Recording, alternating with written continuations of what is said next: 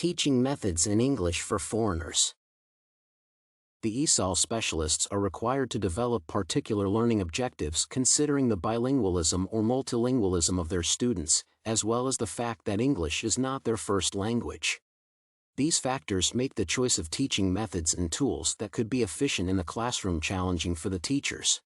In this essay, as a teacher, I will share my practices that I find the most effective while working with non-native speakers of English.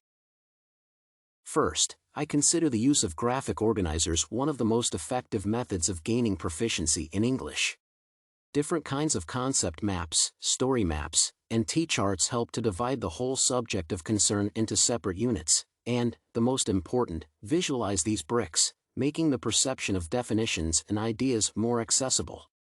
Graphic organizers have proven their effectiveness, as they simultaneously have three functions: generative, finding the answers; representative, making the structure; and evaluative, teachers can assess students' level. After filling out the map, it is useful to express the ideas orally, transferring written structure into a spoken language. Second, the practice of pairing the students with partners has a considerable effect on learning, increasing the level of students' involvement and attention. As Ballantyne, Sanderman, and Levy state, reading and discussing the texts in pairs improves motivation and accountability. However, the attention must be paid to the most effective way of grouping the students, whether high-level and low-level students should be paired together or not.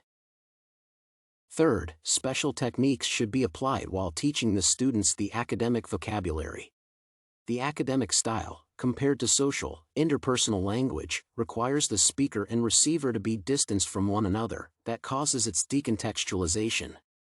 In other words, not only the concrete meaning of the phrases of sentences should be understood, but also the logic of their structure. While acquiring the academic vocabulary is useful to analyze such formal structures, extract the rules of their building, and then make your own examples using these rules. Thus, the strategies used by ESOL professionals are not always equal for those who teach English for native speakers.